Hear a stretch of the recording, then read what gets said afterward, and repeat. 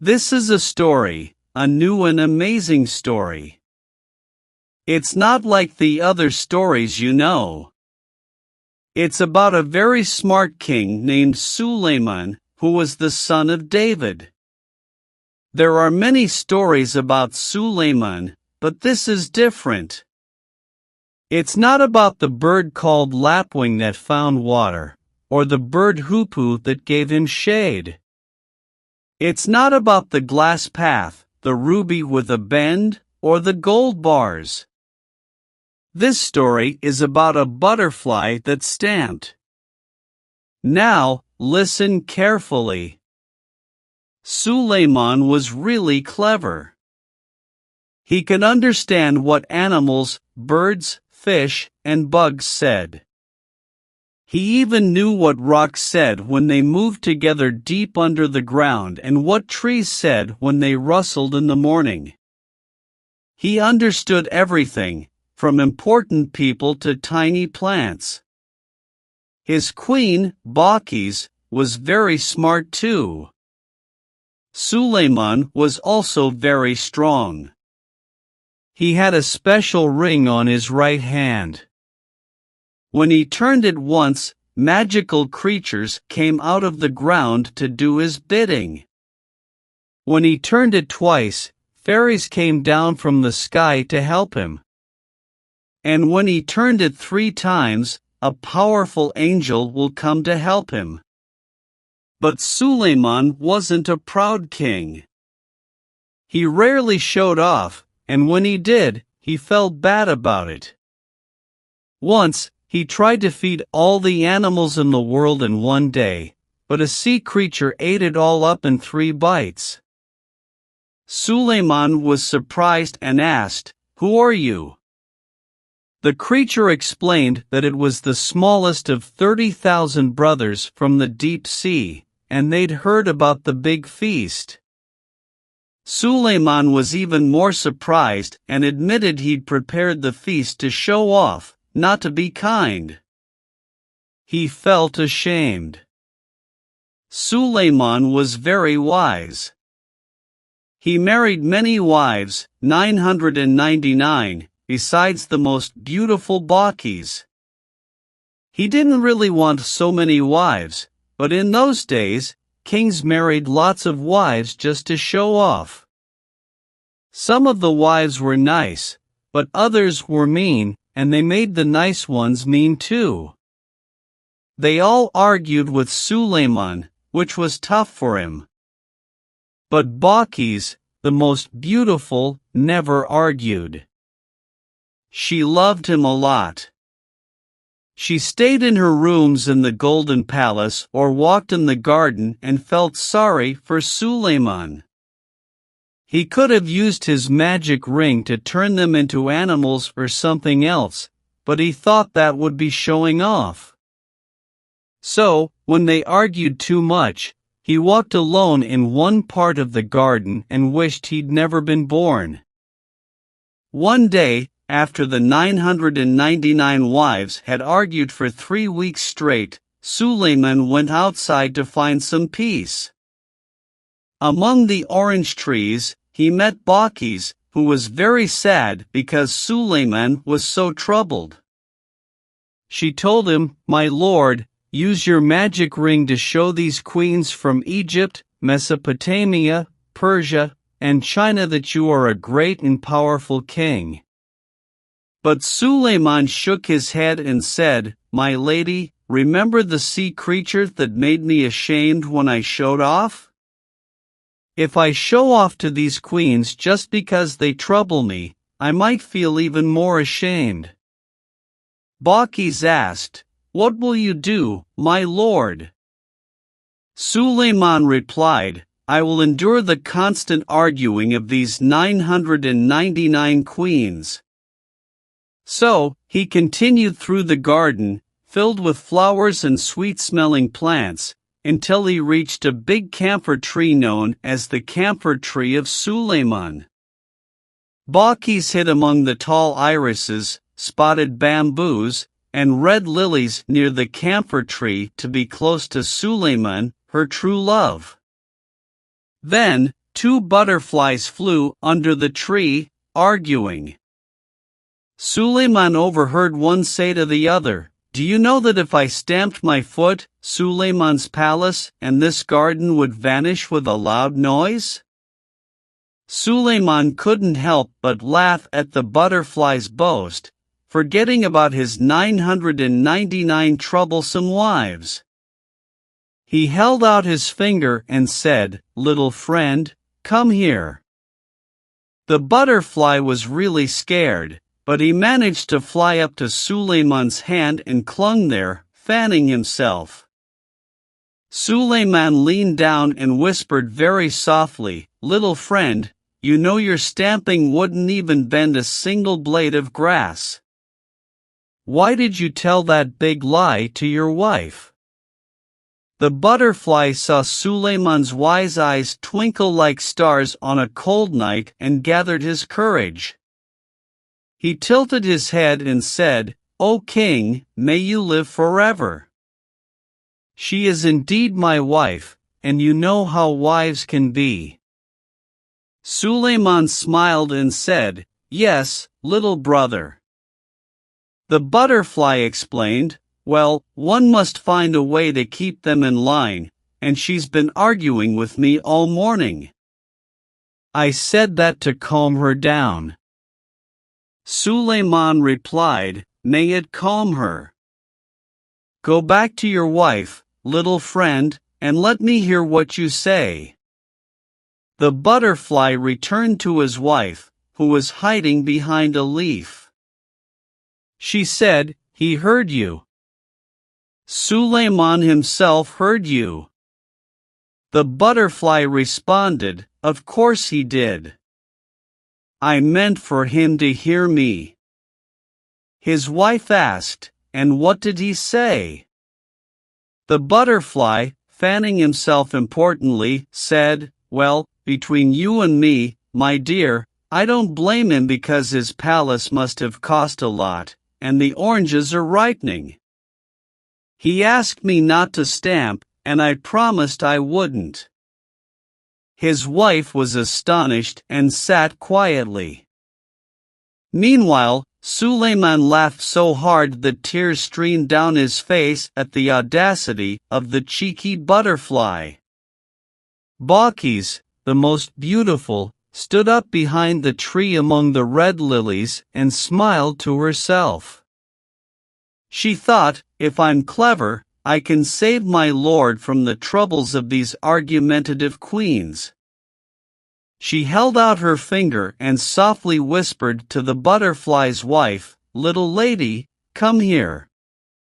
The butterfly's wife flew up to Balkis's hand, trembling. Balkis bent her lovely head and whispered, "Little lady, do you believe what your husband just said?" The butterfly's wife looked at Balkis and saw her beautiful queenly eyes shining like deep pools with starlight. She gathered her courage and said, "O queen, be beautiful forever. You know how men can be." And Queen Balkis, the wise queen of Sheba, put her hand to her lips to hide a smile and said, "Little sister, I know." The butterfly's wife fanned herself quickly and said, "They get upset over nothing at all, but we have to humor them, O queen.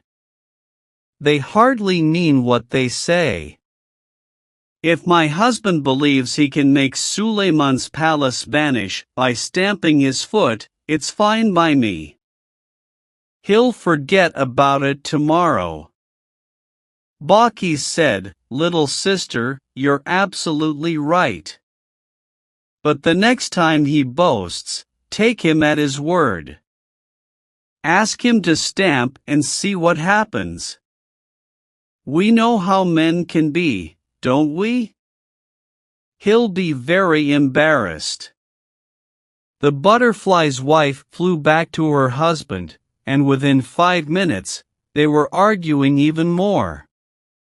"Remember," said the butterfly.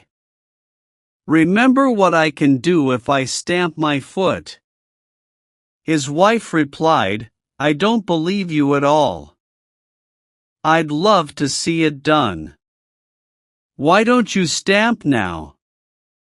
I promised Suleiman that I wouldn't, said the butterfly, and I don't want to break my promise. It wouldn't matter if you did, said his wife. You couldn't even bend a blade of grass with your stamping. I dare you to do it. She kept saying, stamp. Stamp. Stamp. Suleiman, sitting under the camphor tree, heard every word and laughed like he'd never laughed before. He forgot all about his queens, the sea creature, and showing off. He laughed with joy, and Bakis, on the other side of the tree, smiled because her true love was so happy. Eventually, the hot and puffy butterfly returned under the shade of the camphor tree and told Suleiman, she wants me to stamp. She wants to see what happens, oh Suleiman. You know I can't do it, and now she'll never believe me. She'll make fun of me forever.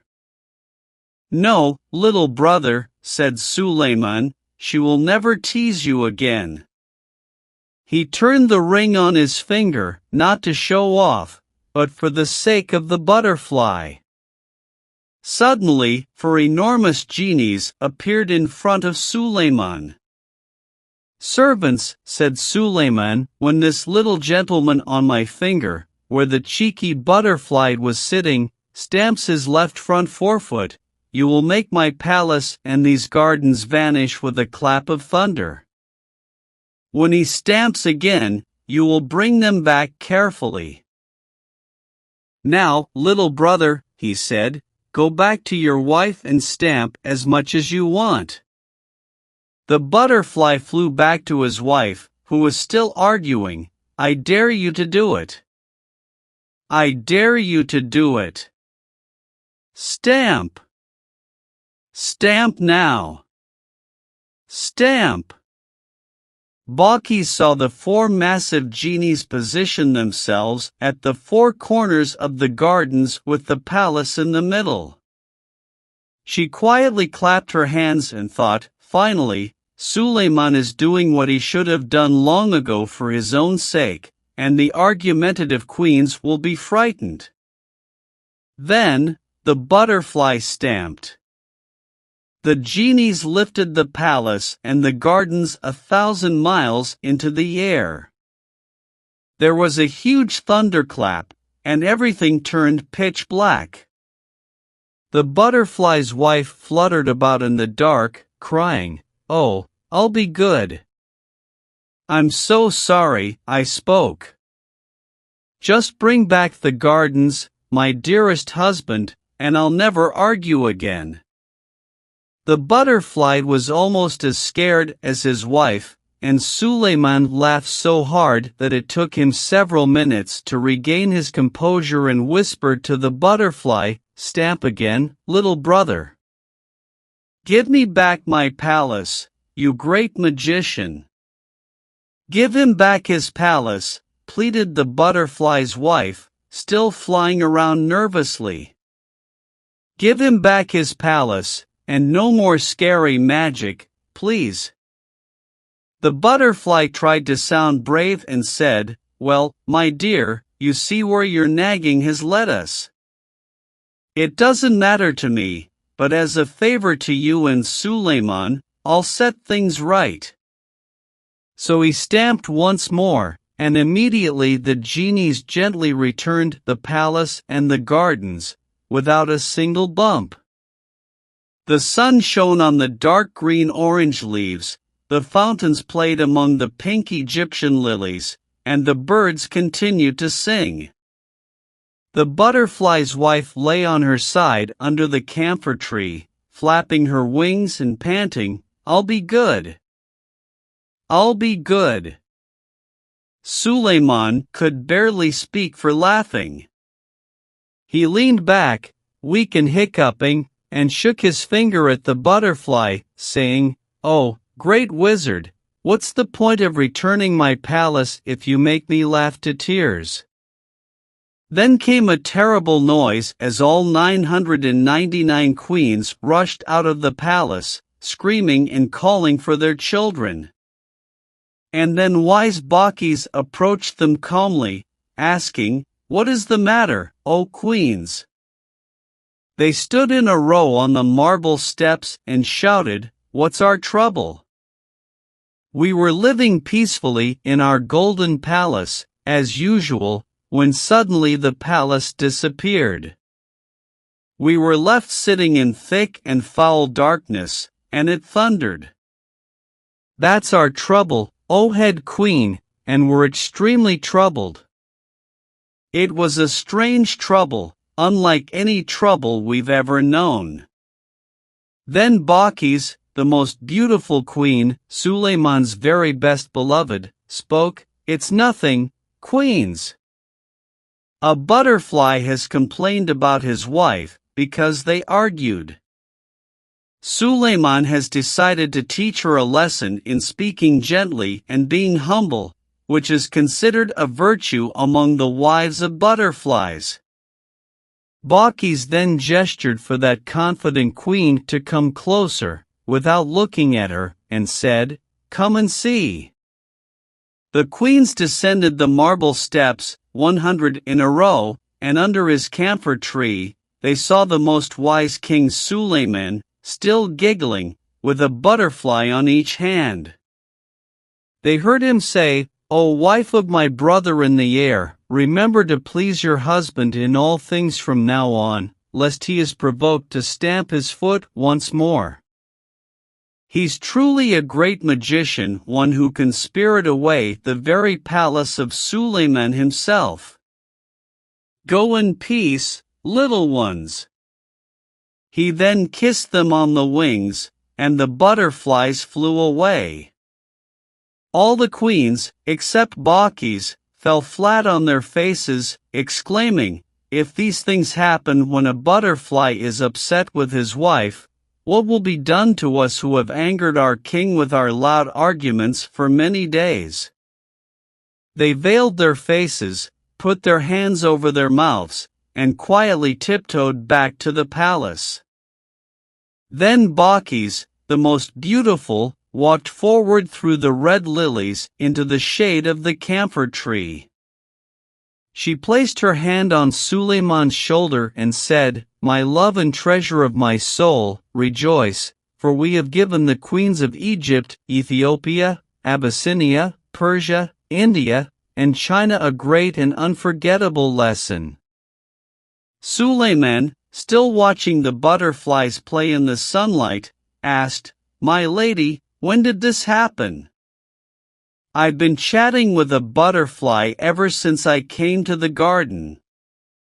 Bacchis replied, "My love and the ruler of my life, I hid behind the camphor tree and witnessed it all. It was me who told the butterfly's wife to ask the butterfly to stamp, hoping that for the sake of the jest, you would perform some great magic, and the queens would see it and be frightened." She then shared what the queens had said, seen, and thought. Suleiman got up from his spot under the camphor tree, stretched his arms, and rejoiced. He said, "My lady and the sweetener of my days, know that if I had used magic against my queens out of pride or anger, like that feast for all the animals, I would have been greatly embarrassed. However, thanks to your wisdom, I used magic for the sake of humor and a little butterfly, and behold, it freed me from the quarrels of my troublesome wives. So tell me, O my lady and my heart, how did you become so wise?" Bacchis, the tall and beautiful queen, looked into Suleiman's eyes, tilted her head just like the butterfly, and said, "First, my dear, because I love you, and secondly, because I understand how women can be." Then they returned to the palace and lived happily ever after. Wasn't Bacchis clever?